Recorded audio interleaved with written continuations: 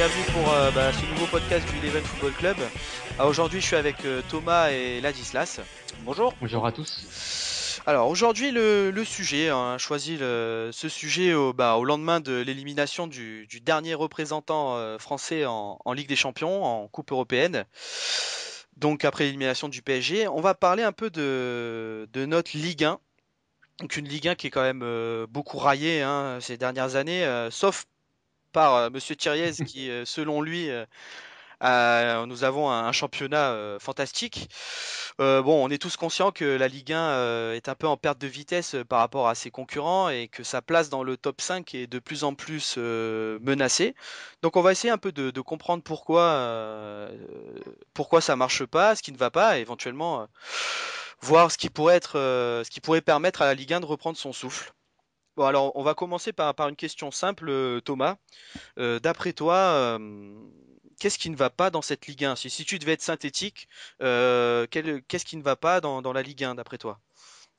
Alors pour moi, moi en fait, j'apprécie de plus en plus la Ligue 1, donc bon, on va commencer par les points négatifs. Donc on va dire, il y a l'attractivité forcément. On va pas se mentir, les clubs galèrent à faire venir des joueurs. Ils préfèrent largement jouer dans les quatre grands championnats parce que la France, on va dire là entre deux. Mais principalement, pour moi, c'est vraiment financier le problème en France, avec les charges qui sont assez importantes pour les clubs, les droits TV qui sont très faibles par rapport aux autres championnats. Je pense que c'est vraiment prioritairement financier le problème. Ah bah, Là, pour revenir sur ce que tu dis sur les droits TV, c'est vrai que la France est le cinquième en fait des cinq gros championnats. On rappelle l'Angleterre, l'Italie, l'Espagne, l'Allemagne et la France. Voilà, c'est dans l'ordre en fait. Donc les droits télé, donc la France est le cinquième pays au niveau des droits télé. ça se ressent vraiment. C'est Donc, ça qui fait vraiment la différence pour moi. Quand tu touches plusieurs centaines de millions d'euros quasiment, alors qu'en France tu gagnes des dizaines, déjà ça fait quand même une différence. mm, Euh, Surtout que les actionnaires des clubs français, à part Paris bien sûr, et ils rechignent vraiment à investir, alors que certains ont quand mm. même pas mal d'argent, certaines sociétés qui contrôlent quelques clubs. À Rennes, Pinot, il manque pas de sous, Dreyfus, pareil. Il y en a d'autres, bien sûr. Bah, il y a la Trio maison qui a pas M6. investi. Voilà, ouais, Trio qui investit plus un euro quasiment. Je dis bien quasiment, hein, c'est une façon de parler. Mm. Mais ils n'osent plus investir, ils veulent plus investir. T'as l'impression que le football, t'as l'impression qu'ils aiment même pas le football, qu'ils ont pas envie de faire quelque chose de grand. Ils veulent faire des trucs basiques avec des petits moyens et ils pensent qu'avec des petits moyens, ils arriveront Ouais. à titiller les plus grands. Donc je pense pas ça possible, moi. Et il faut dire aussi qu'il y a l'incertitude liée à la nouvelle taxe sur les 75%, là, les fameuses 75% qui pourraient La taxe qui entraîner fait les peur. clubs à être encore plus frileux sur le marché. Ladislas, est-ce que d'après toi, on pourrait résumer ça uniquement, cette perte de vitesse uniquement pour des raisons financières, d'après toi? Bah pour moi, non, contrairement à vous, je pense qu'il y a une raison plus forte que l'argent. C'est la mentalité en Ligue 1. Que veulent faire nos dirigeants? Par exemple, avec la Fédé, comment ils forment nos jeunes. Je pense qu'on pourrait largement faire mieux. Juste déjà par la formation. Commencer par la base. Hmm. Former mieux nos jeunes. Par exemple, je vais prendre un exemple tout simple. On a tous été licenciés, je pense. On avait 10, 12 ans. Il Ouais. y a toujours quelque chose qui m'a marqué, choqué, c'est qu'on qu'on privilégie l'aspect victoire par rapport à l'aspect plaisir qu'on a pour le foot. Et je pense que ça joue énormément sur comment nos jeunes joueurs vont devenir professionnels. Et je pense que cette partie de plaisir, on devrait plus, comment dire, l'agrandir, la privilégier par rapport à l'aspect victoire ou physique. Et avec le plaisir, je pense que ça serait une première partie, un bon commencement pour que nos jeunes joueurs deviennent plus intelligents entre guillemets, plus Hmm. techniques. Je sais pas ce que vous en pensez, mais je pense que le problème principal, c'est celui-là, la formation ou la mentalité en Ligue 1.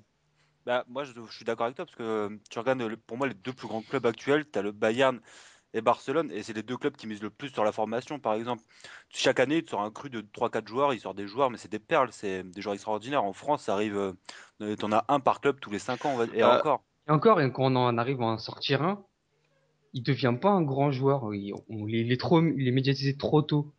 ouais, ouais. Il est starifié. Et je pense que ça aussi, on devrait arrêter de faire ça en France. Starifier trop tôt par exemple, Ben Arfa, à un moment donné, quand il était à Lyon, à 15 ans, il était déjà destiné à une grande carrière et aujourd'hui, il est à Newcastle. Mais ça, je pense que c'est un problème du football moderne. Je veux dire, bon, c'est vrai que enfin, faut pas qu'on résume ça uniquement à la France. Je pense que c'est un problème mondialisé quand même. Après, c'est sûr que vous parlez du Bayern et du Barça, bon, forcément, mais sont les deux modèles, deux gros modèles. En France, on a quand même Lyon qui sort quand même régulièrement des jeunes et des équipes comme Rennes, même Sochaux. Sochaux, qui savent quand même sortir des jeunes. Là, cette saison, on voit en Ligue 1 apparaître des joueurs comme Rabiot, comme Neil Maupay, comme Corentin Jean à Troyes. Il y a quand même Kurt Zouma à Saint-Étienne. Ah, il y en a d'autres, t'as Corchia, King, il y a quand même de quoi Corchia, faire, Dick, hein. qui sont un peu plus âgés, mais qui sont en train de marquer en Ligue 1, enfin de marquer la Ligue 1. Un joueur comme Thauvin qui s'est engagé avec Lille la saison prochaine, mais qui est suivi déjà par des gros clubs. Je pense pas que le problème. Je pense que oui, effectivement, il y a un problème de formation à un moment donné, mais je pense qu'il est sur le point d'être corrigé. Donc quelque part, ce serait peut-être même un motif d'optimisme, justement, enfin, d'après moi, hein. Ouais, mais regarde, moi, je Il pense. faudrait le pousser, cet aspect, il faudrait le pousser vraiment. C'est-à-dire que Oui, ça soit vraiment un objectif de la Fédé, de la DTN, ça mettre c'est sûr. vraiment l'accent sur ça. Ouais, mais regarde, tu pars sur une J'espère base. vraiment qu'ils vont le faire. Mm. Tu pars sur une base que, en fait, tous les jeunes qui sont très bons en France, parce qu'il y en a quand même quelques-uns, on va pas se mentir, ils ont des contrats assez basiques. Si tu blindes leur contrat dès le début, parce que regarde, leurs joueurs, ils les vendent quoi? 8, 10 millions. Bah, tu leur mets des grosses clauses, ça les forcera à rester, peut-être qu'ils partiront gratuits, mais au moins la ligue, elle va monter petit à petit. Il y aura des grands joueurs qui resteront plus longtemps, enfin, ou des bons joueurs, on va dire, parce c'est des jeunes, donc on pourra pas dire encore que c'est des très grands joueurs. Mais s'ils restent plus longtemps, cela va faire progresser la Ligue 1, parce que les bons joueurs attirent les bons joueurs, de toute façon. Il faut que les jeunes C'est vrai. arrêtent de se barrer à 21 ans. Mais c'est vrai qu'il y a un problème, et un gros problème d'attractivité. Ça, on est d'accord on sera tous d'accord sur ça. Je veux dire, quand un jeune arrive à 17, 18 ans, même au niveau des moyens financiers, et c'est là qu'on rejoint un peu les deux. Si un joueur a la possibilité de signer à l'étranger, en Angleterre par exemple, combien de jeunes joueurs sont partis très tôt à l'étranger et ça vient un peu complètement casser le rythme en fait de construction du joueur. Au final, le joueur ne s'épanouit pas et n'arrive pas à l'âge, comment dire, un âge pas suffisamment mûr en fait pour le haut niveau quoi. Ah, C'est c'est un là où peu je le suis d'accord problème. avec vous sur l'aspect financier, oui. Mm, C'est mm, vrai qu'aujourd'hui, les jeunes joueurs, ils pensent plus à l'argent mm, qu'à leur carrière. C'est un mm, peu dommage qu'ils fassent ça, mais on peut leur comprendre, hein. On peut mm. les comprendre quand on te propose de telles sommes. Aujourd'hui, Ça tu laisse peux rêver, hein. refuser ça? Oui, ça laisse rêver, hein. Oui. Donc on est d'accord, hein, au niveau des gros problèmes des clubs français, si on doit synthétiser pour le moment, il y a donc les problèmes financiers, enfin problèmes financiers.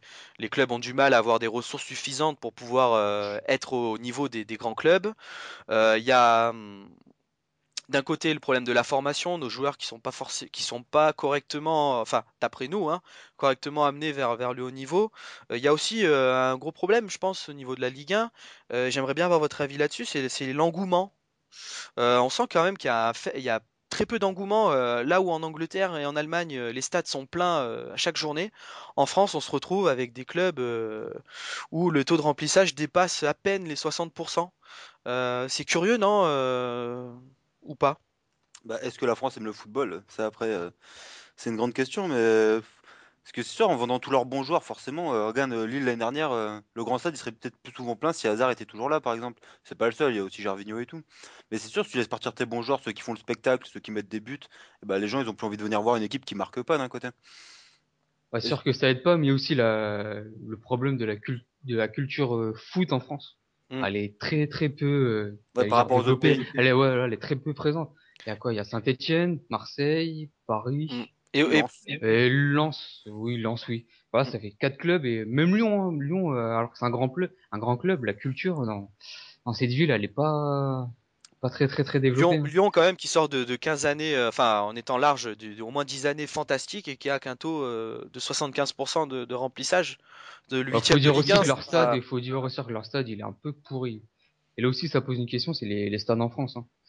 Ouais. Ils Il sont, devrait y avoir de l'amélioration. heureusement qu'il y a l'Euro 2016 qui arrive, parce que sinon, Après, on s'aperçoit quand même que tout va ensemble finalement, parce qu'avec de nouveaux stades beaux, modernes et remplis, les ressources des clubs seraient supérieures et c'est là en fait que la Ligue 1 pourrait retrouver son attractivité en fait et rejoindre les gros clubs.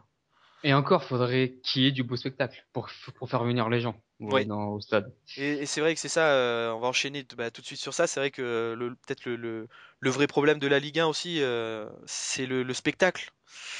Très peu de buts marqués. On est le championnat, donc parmi les 5 championnats, le championnat où il y a le moins de buts. C'est vrai qu'on s'ennuie quand même beaucoup sur les terrains de Ligue 1, hein. Bon, Bah, Bordeaux. Toulouse, si vous nous écoutez, Et Bordeaux, Toulouse, Rennes, bah, c'est pas très. Marseille, Même c'est Marseille. Ah, il y a un truc qui m'a choqué, c'est Marseille a une attaque encore plus mauvaise que 3. Ils ont marqué moins de buts que 3 cette année. Ouais, bah, tu Et vois, c'est choquant, ça, alors ils sont deuxième du championnat. les joueurs de la victoire 1-0. Oui, c'est vrai, ils sont 10 victoires hein, cette année à C'est ça, ouais. 1-0. Ouais, ça prouve bien que notre championnat est légèrement faible. Ouais, c'est mais vrai moi, je que trouve que par rapport à 2010, depuis le titre de Lille, je trouve que ça s'est amélioré. Tu regardes sur les années passées, je pense que c'est en croissance quand même le nombre de buts par championnat. Par saison, pardon. Peut-être le nombre de buts, mais le niveau Ah, après, le niveau, ouais, je mais pense d'année en année, je pense qu'il s'abaisse. bah, Rudy Garcia, en créant son jeu qu'il a fait avec Lille, j'ai l'impression qu'il a un peu décoincé les autres entraîneurs, on va dire. C'est un peu moins défensif, on va pas dire que c'est 100% attaque, hein, c'est loin de là, parce que si on arrive à 30% d'attaque, ce serait un miracle. Mais non, je trouve que le jeu est un peu plus offensif sur les dernières années, parce qu'avant, je trouve que c'est encore bien pire, hein. Ouais, il y a aussi un autre truc qui m'a marqué, bah, c'est hier, pendant le Barça PSG. Depuis combien de temps vous n'avez pas vu une équipe avec des joueurs comme Thiago Motta et Verratti devant la défense? Ouais. Ouais. Depuis quand je crois que j'ai jamais vu ça en Ligue 1. Depuis très très longtemps. Je crois depuis Lyon avec Essien et Thiago et Juninho. Ça fait ouais, quand mais même très longtemps qu'en Ligue 1, il n'y a pas de ce type de joueur devant la défense après de. c'est difficile d'attirer des joueurs de cette trempe aussi Non, mais dans les autres clubs. pas de haut niveau, je parle du profil. Bah, dans l'esprit, après c'est vrai que bah là depuis, ouais, ouais. Bah, déjà le schéma de Ancelotti en lui-même, donc un 4-4-2, est assez particulier en Ligue 1. Il y a très peu d'équipes qui jouent vraiment avec deux attaquants. Ah, que ce soit en Ligue 1 ou partout ailleurs, hein. Oui, même en Europe, c'est vrai que bon, la norme en ce moment est Le plutôt 4-3-3. à un attaquant. C'est vrai que pendant très longtemps, c'était le schéma barcelonais, enfin très longtemps ces dernières années, c'était le schéma un peu à la Barcelone, quoi, qui primait. Le Lille, tu en parlais Thomas de 2010, c'était typiquement ça, hein, avec C'est les clairement latéraux, copié, enfin une tentative de copie du Barça, ouais, hein. mais qui a bien marché d'ailleurs à Oui, l'échelle c'est très très française, parce bien. que les deux latéraux qui montent, le milieu défensif qui recule et qui va faire en fait à 3 une couverture à 3 derrière. Non, c'était ça, hein, mais c'est vrai que la qualité du spectacle en Ligue 1 laisse à désirer. Je pense aussi, comme tu dis Thomas, que ça s'améliore. Par contre, moi, ce qui me fait peur, c'est que le fait qu'il y ait des équipes comme Paris, donc des équipes avec beaucoup de moyens comme Paris, comme Monaco demain peut-être, est-ce que ça vienne pas un peu faire de la Ligue 1 un championnat, pour moi, un peu comme le championnat espagnol par exemple, où il y a que deux équipes vraiment Ouais, mais qui regarde, peuvent mener la danse, quoi. quand t'as un seul gros club, ça intéresse pas les gens de savoir, parce qu'ils savent que c'est lui qui va gagner. Si t'en as deux, bah déjà ça va plus intéresser les gens, je pense, à voir des deux lequel va gagner.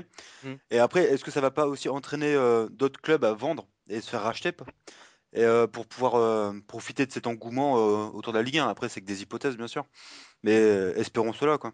Ouais, si en Ligue 1, il y a que deux clubs qui jouent le titre et t'as le même niveau de jeu qu'en Ligue 1, moi je signe tout de suite, hein. Ouais, mais regarde, derrière, en plus, derrière, tu auras toujours Lille, Lyon. Ils sont pas toujours transcendants, mais ce qui reste quand même des équipes correctes. C'est sûr que Bah, c'est après, pas ouais. des équipes spectaculaires, mais Ouais, ils ont quand même un niveau sympa.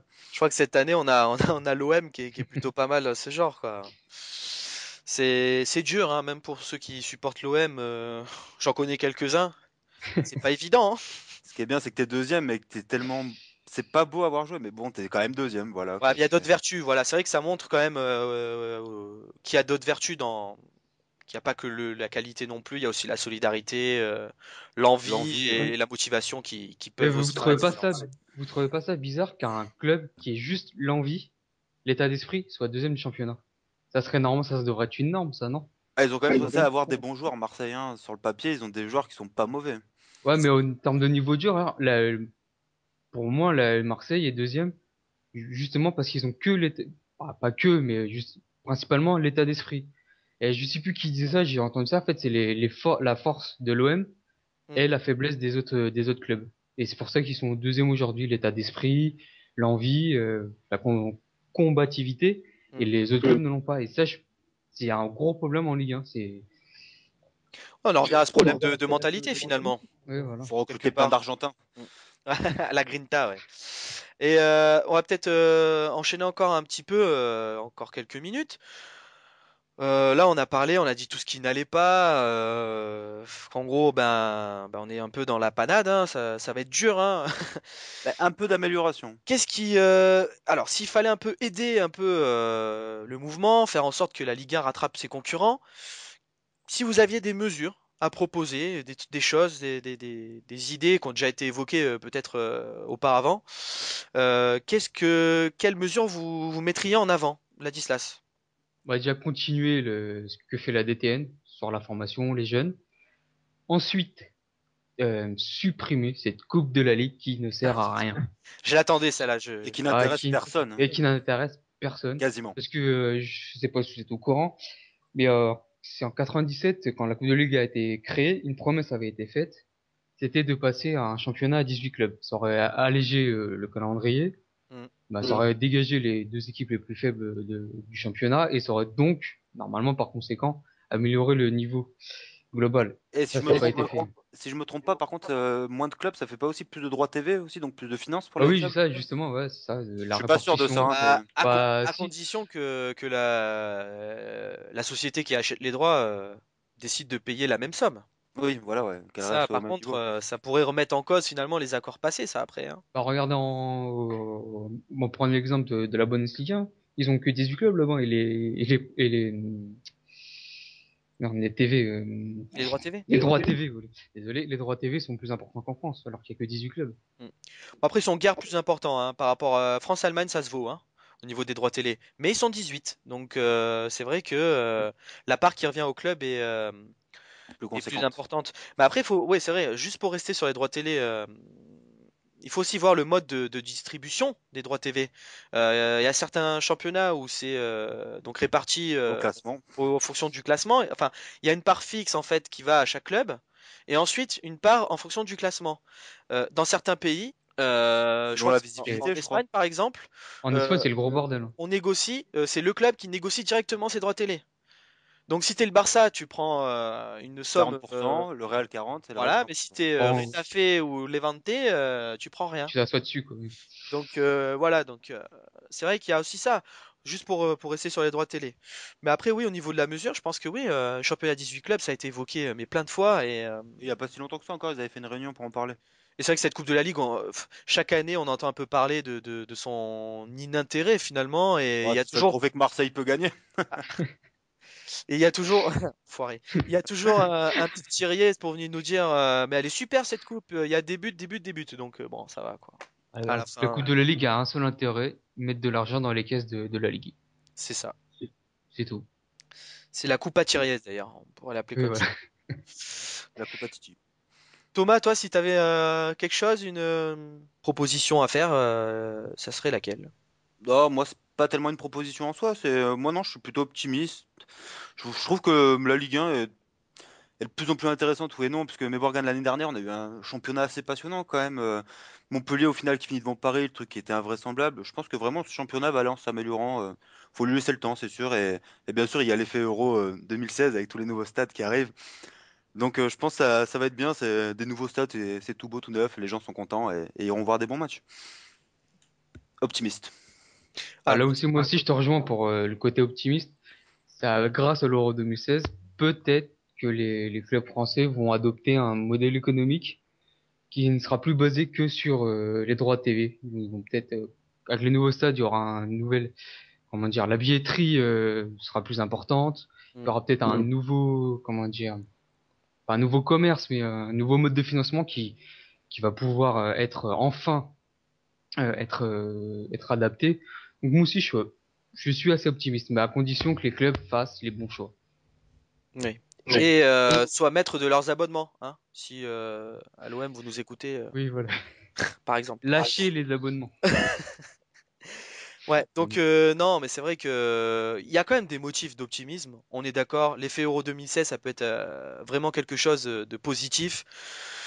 Modèle économique à suivre, oui, s'il y avait un modèle, déjà un modèle de club au niveau duquel on devrait se rapprocher un peu, c'est un peu celui du Bayern. Donc, par exemple, c'est vrai que c'est le modèle, je pense, c'est le modèle de Oui, de référence en la Europe, Bundesliga hein. en général.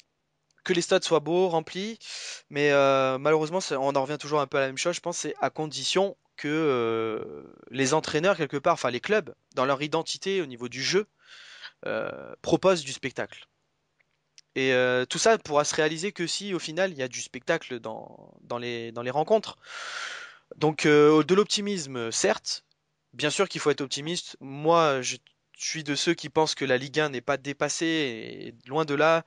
Je pense que nos joueurs sont bons et sont justement preuve en est, s'exportent très bien.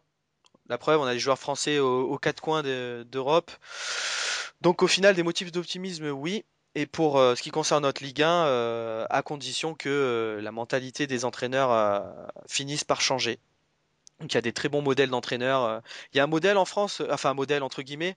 Il y a une équipe que j'aime bien, c'est l'équipe de Bastia, qui est promu, mais qui prend des risques, qui joue très offensif et qui vient d'enchaîner des rencontres à 4 buts, quoi. Donc voilà, je pense que si tous les clubs, petits clubs entre guillemets, voire même les gros comme l'OM pouvaient s'inspirer un peu de cette mentalité, ça pourrait contribuer à faire notre Ligue 1 un championnat attractif à nouveau. Voilà, donc je pense que qu'on a fait un bon état de ce qui va pas et de ce qui pourrait être amélioré dans notre Ligue 1. Voilà, les gars, peut-être un dernier petit mot? Non? Pas pour le moment. Pas pour le Bah moment, si, très allez, bien. un petit Allez, un souhait. dernier, un petit mot de la fin quand même. Voilà, un petit souhait pour les coachs en France, s'il vous plaît. Faites bien jouer vos équipes. C'est tout. C'est tout? Bon, ça va. Oui. D'accord. Bon, bah, Et il nous écoute. un gros big up à tous les coachs de Ligue 1 hein, qui nous Et écoutent. voilà. Casanova, si tu nous écoutes, change de tactique. Gilo. Gilo aussi, tu peux le faire. Et Bop, hein, change de casquette. Bon, merci les gars. Bon, bah, on se retrouve très prochainement pour un nouveau podcast. Et à très bientôt et bonne soirée à tous. Ciao! Ciao, ciao.